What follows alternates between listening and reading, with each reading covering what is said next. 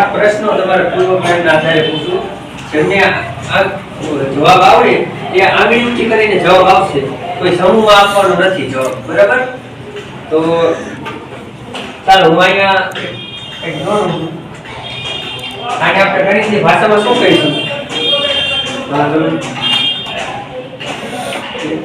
કેન્દ્ર. સરસ, બેસી જાઓ.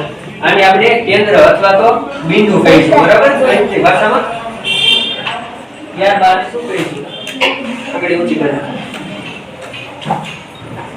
તમે તીર. તીર જ કહેવાય. ખૂબ સરસ. બેસી જાઓ. આપણે આને તીર તો કહેવાય, પણ આપણે ગણિતની ભાષામાં આને કેવું હોય? આપણે આને કિરણ કહેવાય.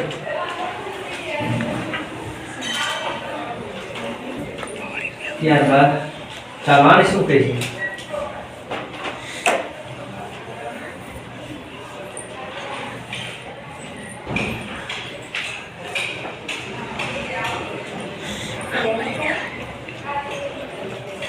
આને આપણે રેખા કહીશું. બરાબર?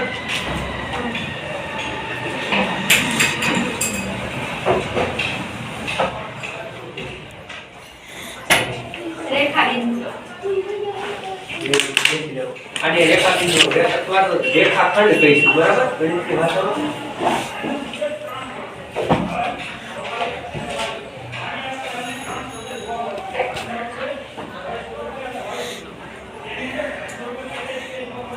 ચાલો આને શું કહીશું? હા, તમે સરસ, બેસી જાઓ. તો આપણે આને ત્રિકોણ કહીશું. તો વિદ્યાર્થી મિત્રો, આજે આપણે ત્રિકોણ અને તેના ગુણધર્મો વિશે અભ્યાસ કરીશું.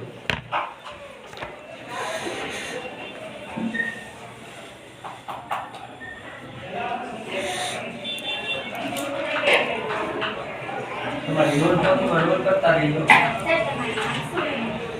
આનું નામ છે મયુર. મયુર, મકવાણા મયુર.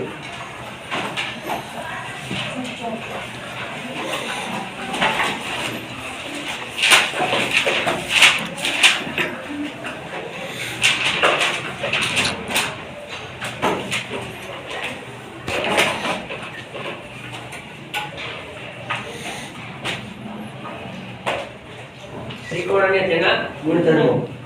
તો ત્રિકોણ, તો કે ત્રિકોણના 6 અંગો હોય છે, 3 બાજુ હોય અને 3 ખૂણા હોય. આપણે અહીં આકૃતિ દ્વારા સમજીએ.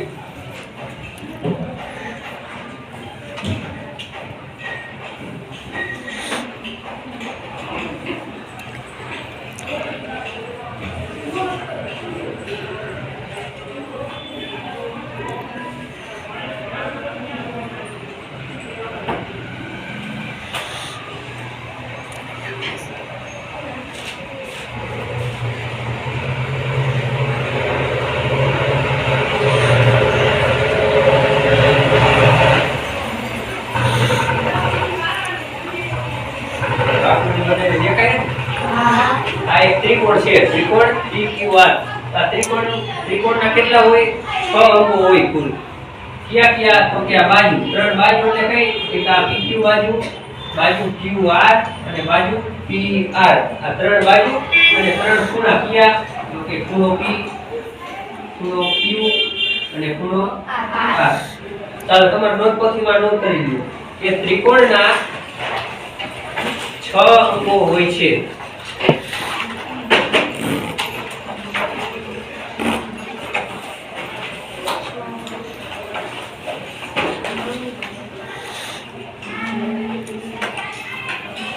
ત્રિકોણને 6 અંગો હોય છે, 3 બાજુઓ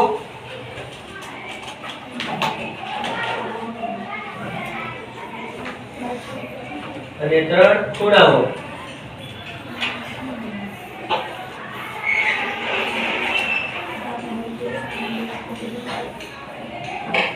ત્રિકોણને 6 અંગો હોય છે, 3 બાજુઓ અને 3 ખૂણાઓ. લખાઈ ગયું?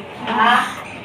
તો હવે આ ત્રિકોણ છે બધાય, તો આ ત્રિકોણના બે બાબતોને આધારે આપણે વર્ગીકરણ કરવામાં આવે છે. ત્રિકોણના જુદા જુદા પ્રકાર પડે. તો એ પ્રકાર શેના આધારે? તો કે બે બાબતોના આધારે પ્રકાર પાડવામાં આવે.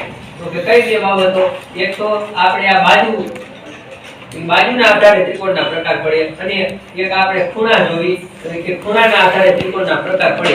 તો તમારી નોટબુકમાં નોંધ કરો કે ત્રિકોણ બે બાબતોને આધારે ત્રિકોણનું વર્ગીકરણ કરવામાં આવે છે. બે બાબતોના આધારે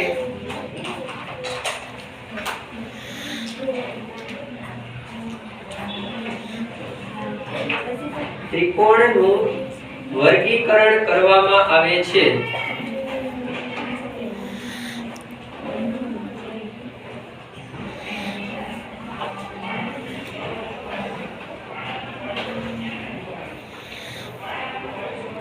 બે બાબતોના આધારે ત્રિકોણનું વર્ગીકરણ કરવામાં આવે છે. કઈ બે બાબતો? બાબત 1 બાજુના આધારે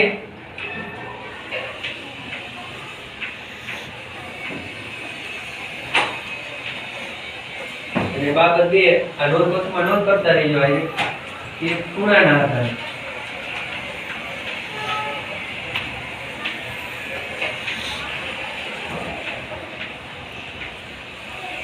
બાજુના આધારે ને ખૂણાના આધારે. બાજુના આધારે તો કે બાજુના આધારે પણ ત્રિકોણના લખી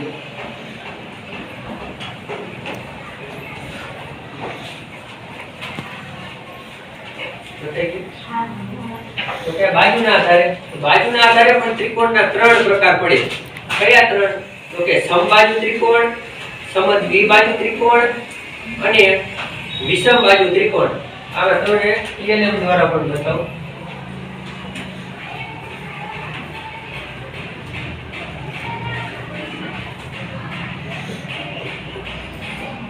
આ ત્રિકોણના પ્રકાર છે. આ બાજુ જે ત્રિકોણના પ્રકાર છે એ બાજુના આધારે અને આ બાજુના જે ત્રિકોણના પ્રકાર છે એ ખૂણાના આધારે. તો બાજુના આધારે કયા ત્રણ પ્રકાર? તો કે એક સમબાજુ, બીજો તો કે સમદ્વિબાજુ ત્રિકોણ અને વિષમબાજુ ત્રિકોણ. અને બીજા ત્રણ પ્રકાર તો કે ખૂણાના આધારે. ખૂણાના આધારે લઘુકોણ, પછી ગુણકોણ અને કાટકોણ ત્રિકોણ. બરાબર. હવે આ સમબાજુ ત્રિકોણ છે તો સમબાજુ ત્રિકોણ આપણે કોને કહેવો? ત્રિકોણ તો આપણને બધા એમ જ લાગે કે આ ત્રણ સરખા છે, બધામાં ત્રણ ખૂણા દેખાય ને ત્રણ બાજુ દેખાય. પણ સમબાજુ કોને કહેવો, વિષમબાજુ કોને કહેવો કે સમદ્વિબાજુ ત્રિકોણ કોને કહેવો? આ બધા એકબીજાથી કેવી રીતે જુદા પડે? તો સમબાજુ ત્રિકોણ કોને કહેવાય? તો કે એની આ ત્રણેય બાજુ છે, આ ત્રણેય બાજુ તો કે સમાન લંબાઈ ધરાવતી હોય. કેમ? તો કે આ 5 સેમી ને બાજુ, તો આ બાજુ પણ કેટલી હોય? 5 સેમી. અને આ બાજુ કેટલી હોય? તો કે એ 5 સેમી જ હોય. ત્રણેય બાજુ 5 સેમી હોય. અને એના ત્રણેય ખૂણા રહ્યા તો સમબાજુ જે ત્રિકોણ હોય એના ત્રણેય ખૂણા રહ્યા ને હંમેશા 60 અંશ જ થાય. તમારી નોંધપોથીમાં નોંધ કરો સમબાજુ ત્રિકોણ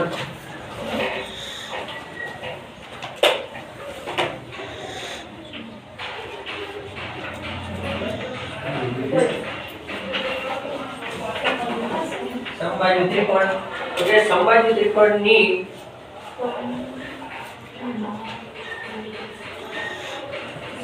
ત્રિકોણની ત્રણેય બાજુઓ સમાન હોય છે.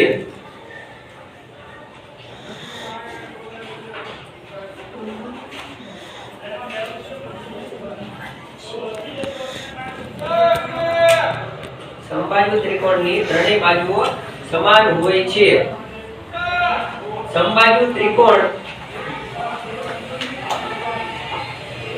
સમબાજુ ત્રિકોણના ખૂણા હંમેશા 60 અંશના હોય છે. અંશ લખતા આવડે ને? હા સર. ઉપર 60 પછી ઉપર બિંદુ. બરાબર. સમબાજુ ત્રિકોણના ખૂણાઓ હંમેશા 60 અંશના હોય છે. ત્યારબાદ સમદ્વિબાજુ ત્રિકોણ.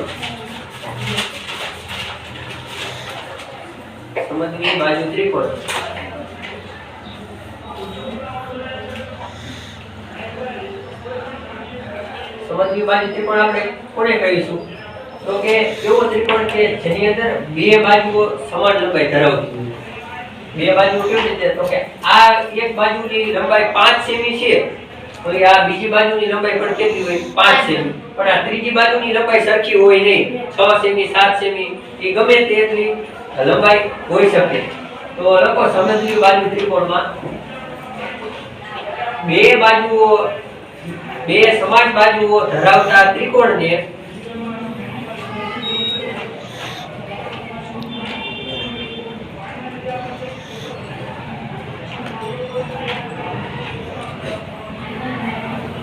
સમદ્વિ બાજુ ત્રિકોણ કહે છે. બે સમાન લંબાઈની બાજુઓ ધરાવતા ત્રિકોણને સમદ્વિ બાજુ ત્રિકોણ કહે છે.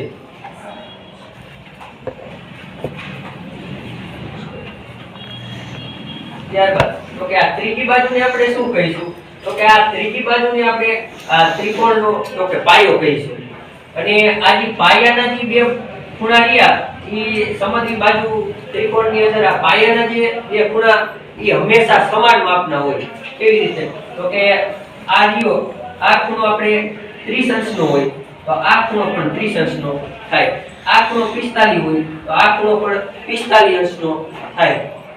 પાયાના બંને ખૂણા સમાન માપના હોય. પાયો એટલે આપણે આ અસમાન બાજુ રહી અસમાન લંબાઈ ધરાવતી ઈ બાજુના બંને ખૂણા રહ્યા એ આપણે પાયાના ખૂણા કહીશું. બરાબર? એમાં લખો કે સમદ્વિ બાજુ ત્રિકોણના પાયાના ખૂણા સમદ્વિ બાજુ ત્રિકોણના પાયાના ખૂણા હંમેશા સમાન માપના હોય છે. સમદ્વિ બાજુ ત્રિકોણના પાયાના ખૂણા હંમેશા સમાન માપના હોય છે.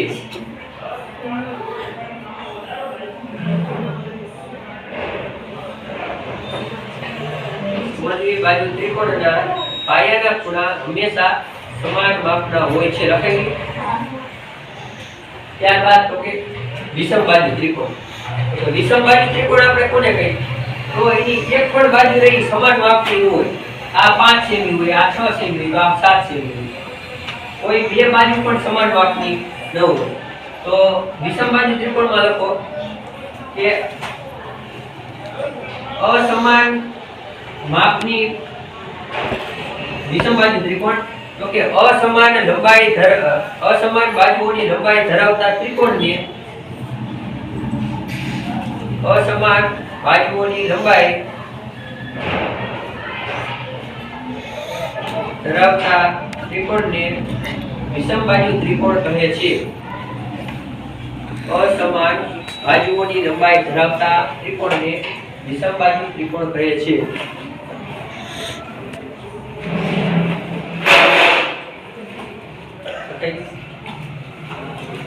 ત્યારબાદ આપણે ખૂણાના આધારે જોઈએ. તો કે ખૂણાના આધારે પેલો આવે તો કે લઘુકોણ. લઘુકોણ કેને કહેવાય? તો કે 90 અંશથી નાનો ખૂણો ધરાવતો હોય ત્રિકોણ તો એને આપણે લઘુકોણ કહેવાય. અને ગુરુકોણ કોને કહેવાય? તો કે 90 અંશથી મોટો ખૂણો ધરાવતો હોય તો એને આપણે ગુરુકોણ કહેવાય. અને કાટકોણ તો કે એક્ઝેક્ટ 90 અંશનો ખૂણો ધરાવતો હોય એને આપણે કાટકોણ ત્રિકોણ કહેવાય. બરાબર? હવે ત્રિકોણની મધ્યગા.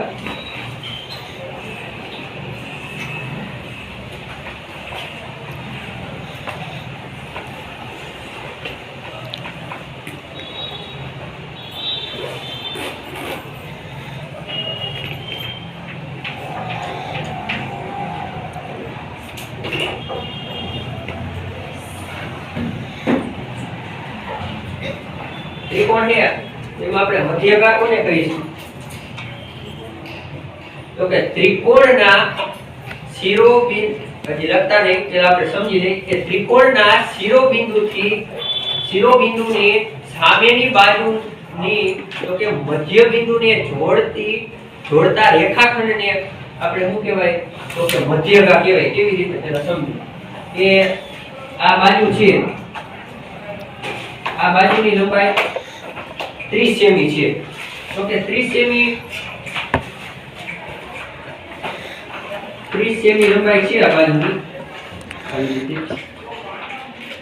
તો કે મધ્યગા એટલે સમાન ભાગ કર્યા બાજુના, તો કે સમાન ભાગ કેને કહેવાય? તો કે આપણે આ એક બિંદુ લઈ તો આ બિંદુથી આ બિંદુનો ભાગ આ 15 સેમી અને 15 સેમી આવી રીતે બે ભાગ થયા. અહીં આપણે આમ દોરી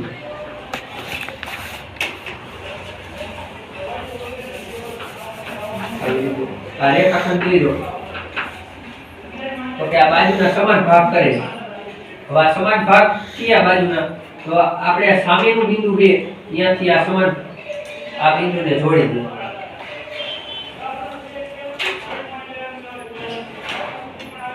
આને આપણે મધ્યભાગ કહેવાય.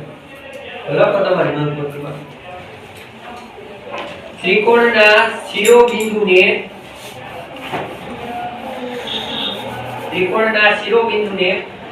તેની સામેની બાજુ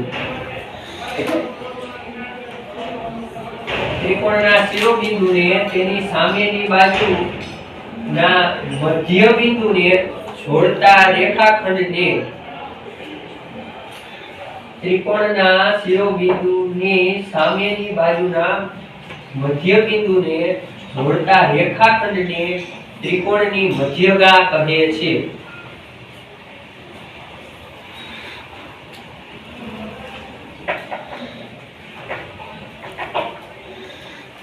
ત્રિકોણના શિરોબિંદુને તેની આ સામેની બાજુના મધ્ય બિંદુને જોડતા આ રેખાખંડને આપણે મધ્યગા કહે છે.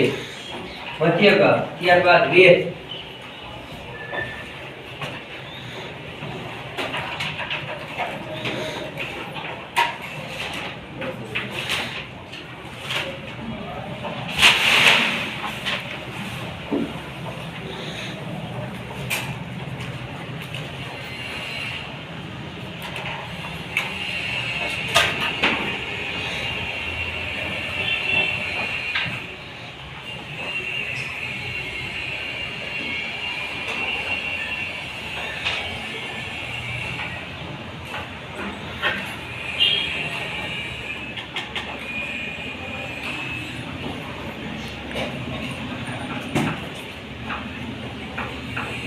ત્રિકોણ છે તો આપણે વેધ કેને કહીશું કે આ ત્રિકોણ છે એનું આ એક શિરોબિંદુ છે. પછી આ એની સામેની બાજુ કઈ છે QR. તો આપણે આ સામેની બાજુથી ત્રિકોણના શિરોબિંદુથી એની સામેની બાજુ ઉપર આપણે રેખાખંડ દોરી અને અહીંયા આપણે કેટલો તો કે 90 અંશનો ખૂણો થાય. તો આપણે આને વેધ કહેવાય. મધ્યગા ને વેધમાં શું કે તો કે મધ્યગા એ સામેની બાજુ કે એના સરખા ભાગ કરે 15 સેમી. પણ આ જે વેધ રહ્યો એ સરખા ભાગ નો કરે સામેની બાજુના. આની વેધ કહેવાય, આની વેધ કહેવાય, આની વેધ કહેવાય. તમે ગમે તેમ દોરો તો આ બે વેધ કહેવાય. અને મધ્યગા શું હોય તો કે સામેની બાજુના સરખા ભાગ કરે. એટલે ત્રિકોણમાં 3 જ મધ્યગા હોય. 3 શિરોબિંદુથી સામેની બાજુનો મધ્ય બિંદુ, પછી બીજા શિરોબિંદુથી સામેની બાજુનું મધ્ય બિંદુ અને ત્રીજા બિંદુથી સામેની બાજુનું મધ્ય બિંદુ. આવી રીતે 3 હોય મધ્યગા. અને વેધ રહ્યા તો વેધની સંખ્યા નક્કી ન હોય. એમ તો વેધમાં લખો તો કે ત્રિકોણના શિરોબિંદુને સામેની બાજુ ત્રિકોણના શિરોબિંદુની સામેની બાજુ એ દોરેલા લંબને ત્રિકોણના શિરોબિંદુની સામેની બાજુએ દોરેલા લંબને ત્રિકોણનો ભેદ કહે છે.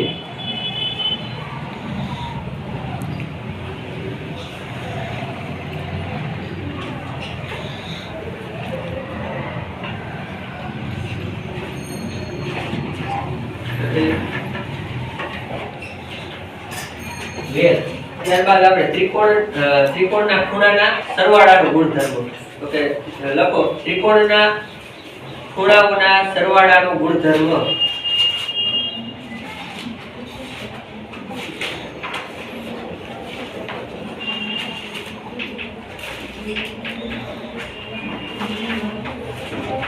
ત્રિકોણના ખૂણાના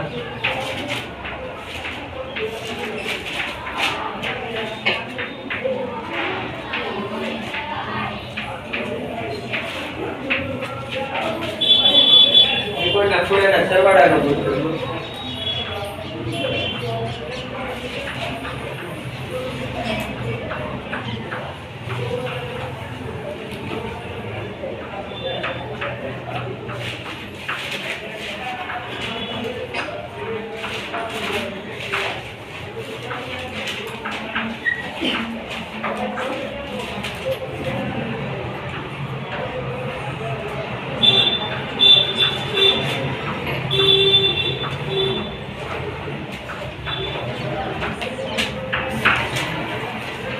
ત્રિકોણના ત્રણેય ખૂણાના માપનો સરવાળો 180 અંશ થાય છે.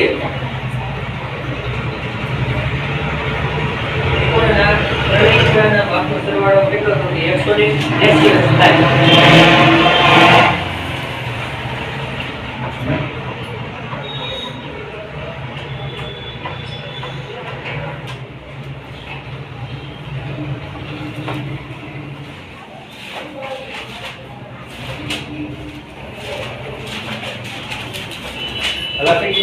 હા હા આપણે આ ત્રિકોણના ખૂણાઓના સરવાળાના ગુણધર્મના આધારે આપણે એક દાખલો લઈએ. ત્રિકોણના ત્રણેય ખૂણાના માપનો સરવાળો 180 અંશ કેવી રીતે થાય? આ એક ત્રિકોણ છે PQR.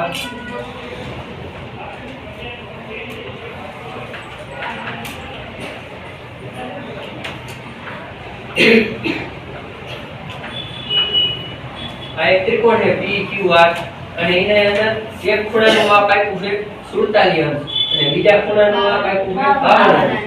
તો આપણે ત્રીજા ખૂણા P નું માપ મેળવવાનું છે. તો કેવી રીતે કે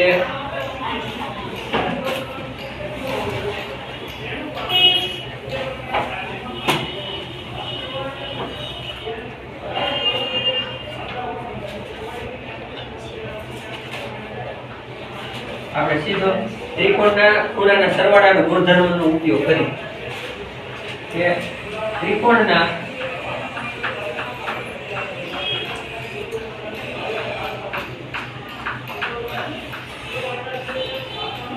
ત્રણેય ખૂણાના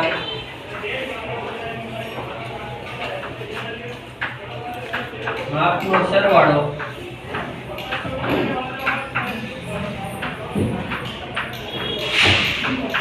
180 અંશ થાય છે. આપણે આ બધા આ ગુણધર્મ આપણે બધા જાણીએ છીએ કે ત્રિકોણના ત્રણેય ખૂણાના માપનો સરવાળો કેટલો થાય કે 180 અંશ થાય છે. પછી લખજો પેલા દાખલો સમજી લ્યો. તો કે ત્રણેય ખૂણાના માપનો સરવાળો 180 અંશ થાય તો એમાં ત્રણેયનો પેલા આપણે સરવાળો કરી તો કે માપ કોણ P વત્તા માપ કોણ Q વત્તા માપ કોણ R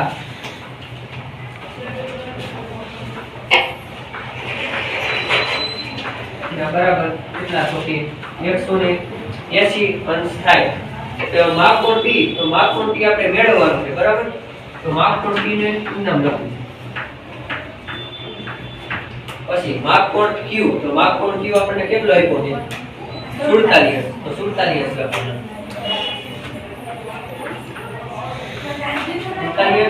પછી માપ કોણ R માપ કોણ R 52 તો 52 કેટલા થાય 180.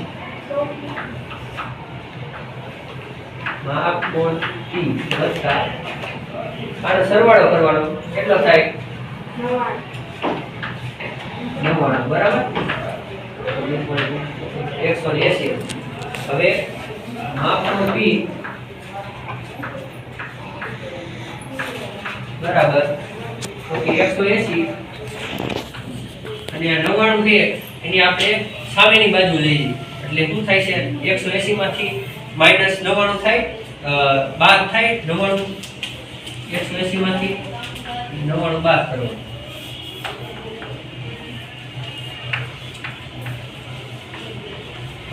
જવાબ શું આવશે માપ કોણ P નો તો કે 81 ચાલો તમારો રિઝલ્ટ શું બતાવે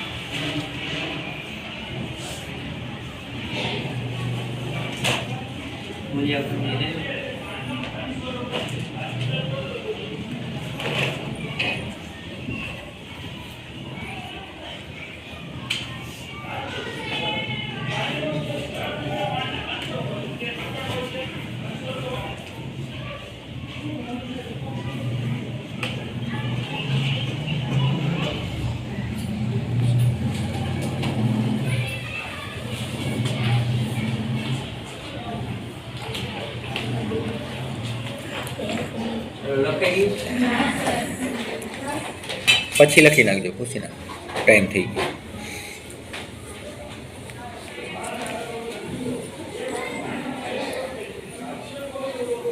ખાલી સમજી લો હો.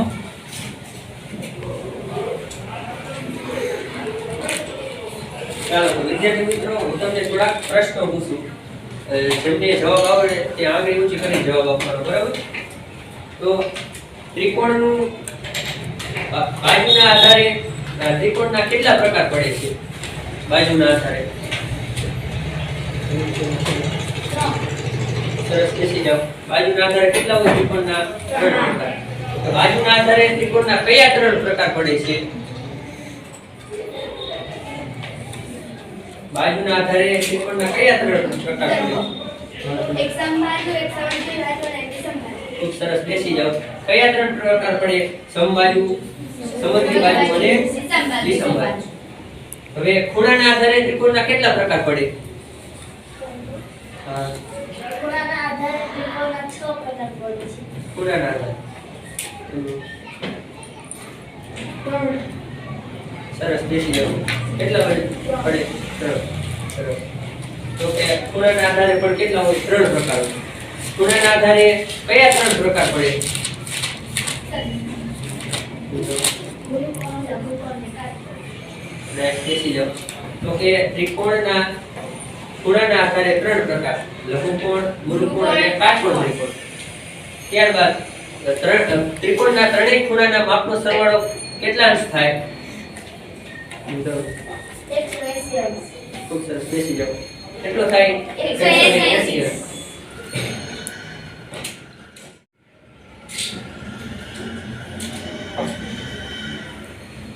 ત્યારબાદ આપણે ખરા ખોટા જોઈએ.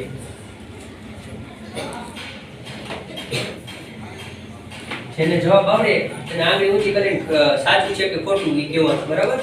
તો કે ત્રણેય બાજુ સમાન હોય તેવા ત્રિકોણને આપણે સમદ્વિ બાજુ ત્રિકોણ કહીએ છીએ. આ વિધાન કેવું છે? તમે સરસ, બેસી જાઓ. ખોટું આવે. સરસ, બેસી જાઓ. તો કે ત્રણેય બાજુ સમાન હોય તેવા ત્રિકોણને સમદ્વિ બાજુ નો કહેવાય. કેવો કહેવાય?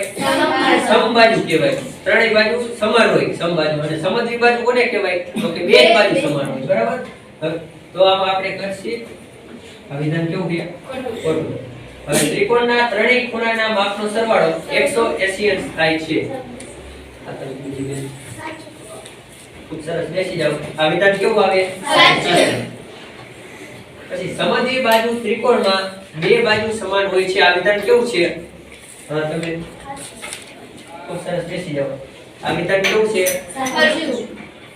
સાચું આવે. કેમ કે સમદ્વિ બાજુમાં બે સમદ્વિ દ્વિ એટલે શું થાય? તો કે બે. દ્વિનો અર્થ બે. સમદ્વિ બાજુ એટલે કે બે બાજુ સમાન હોય એવા ત્રિકોણને કેવો? તો કે સમદ્વિ બાજુ કહેવાય. અહીંયા 3 બાજુ હતી તો અહીંયા કેવો કહેવાય? તો કે સમબાજુ, બરાબર? અહીંયા સમદ્વિ બાજુ લખ્યું એટલે એ વિધાન ખોટું હતું, પણ આ વિધાન સાચું છે. સમદ્વિ બાજુ ત્રિકોણમાં આપણે બે બાજુ સમાન હોય. આ વિધાન કેવું છે? સાચું. હવે ત્રિકોણમાં 3 મધ્યગા હોય છે. આ વિધાન કેવું છે? ખૂબ સરસ, બેસી જાઓ. તો આ વિધાન કેવું છે? સાચું. ત્રિકોણની અંદર 3 મધ્યગા હોય. 3 શિરોબિંદુ ઉપરથી સામેની બાજુને બે સરખા ભાગ કરે એને મધ્યગા કહેવાય. તો ત્રિકોણમાં 3 શિરોબિંદુ હોય, એની મધ્યગા કેટલી થાય? 3. આ વિધાન પણ કેવું છે? સાચું, બરાબર?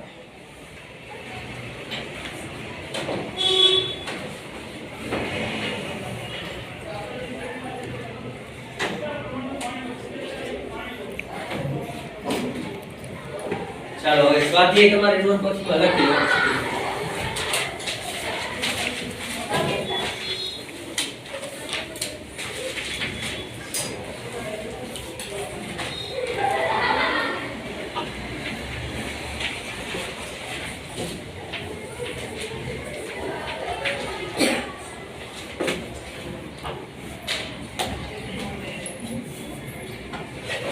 સ્વાધ્યાયની અંદર એક દાખલો આપેલો છે.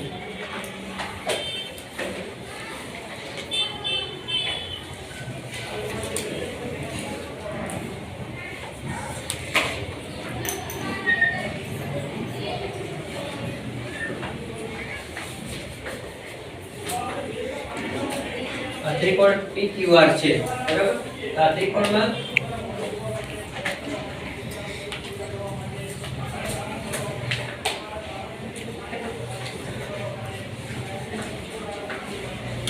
ખૂણા Q નું માપ 45 અંશ છે અને ખૂણા R નું માપ છે 50 અંશ. તો આપણે ખૂણા E નું માપ મેળવવાનું છે.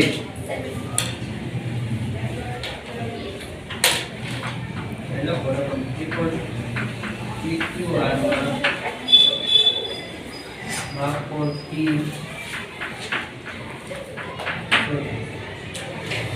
માપ કોણ Q 45 અંશ.